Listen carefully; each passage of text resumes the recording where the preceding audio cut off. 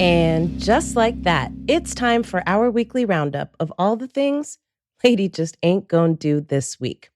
Number 1, say a lot of words that don't amount to much if we're really being honest.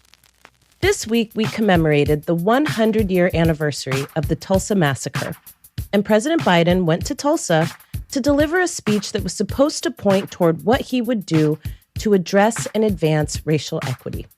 I know, for some of y'all, white men saying lots of words means something. And sure, words do mean things. Did I think it was important that President Biden made sure to say that what happened in Tulsa was a massacre and not a race riot, as it is usually described? Of course. Was it important that he acknowledged that things were stolen from the Black community of Tulsa? That the theft of businesses, lives, property, and dignity has generational impacts? Absolutely.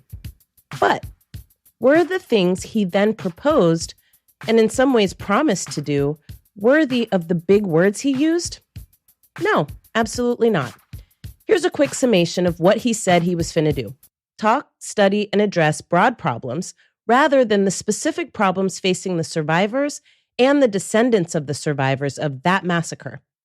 And point towards what that can also look like for those of us who are also descendants and survivors of the massacres that occur and that continue to occur across the country in various forms.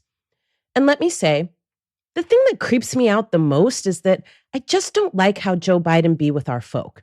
I just don't. It's pandering and more comfortable than I think he should be, especially given the little concrete commitments for Black people. But I'm going to come back to that. Now, here's the real on what he actually said and what it actually amounts to.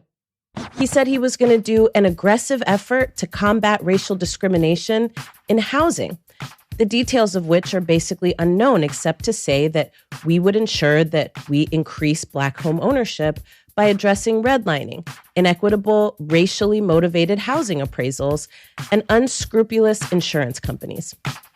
President Biden, homeownership requires good jobs and addressing racial inequities in the economy.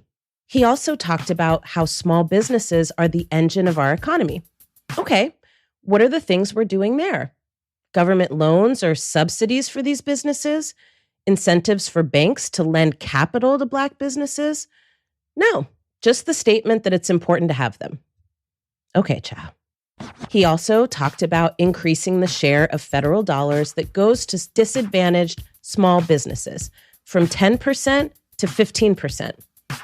Okay, but disadvantaged means a lot of things and a lot of people, including people of color, women, and more, which is no guarantee for Black communities.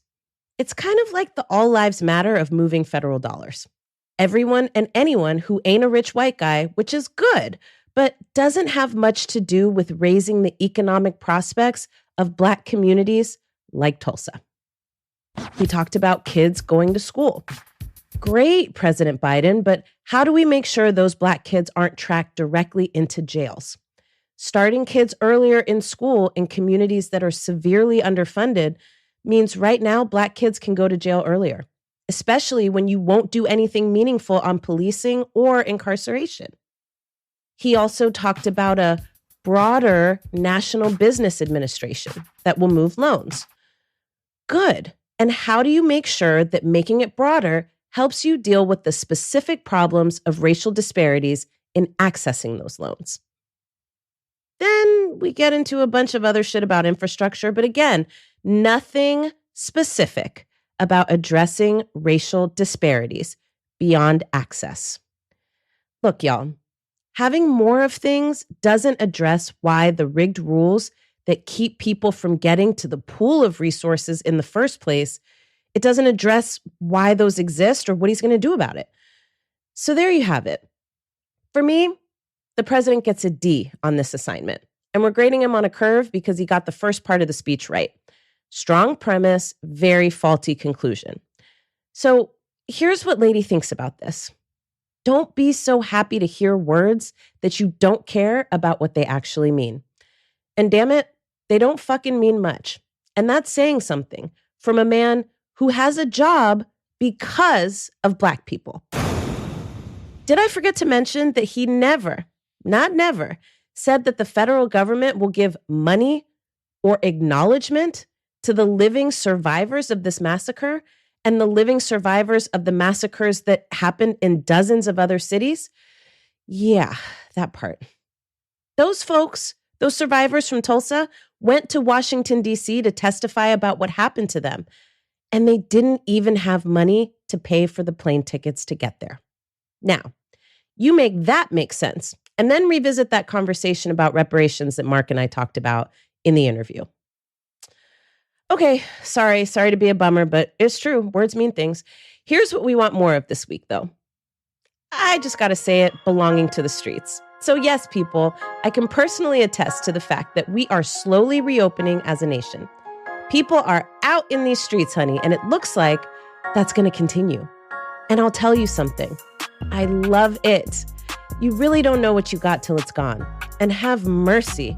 That whole hanging out thing has been gone for far, far too long. So do yourself a favor and get that vaccination, please. You really won't regret it, even if it means just that you can see your loved ones this summer.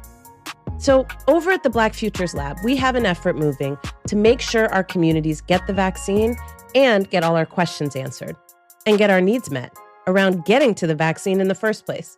So go on over there to www.blackfutureslab.org and let us know what's your why. And take the pledge to help make sure that we have each other's backs as a community when it comes to being resilient in the face of this crisis.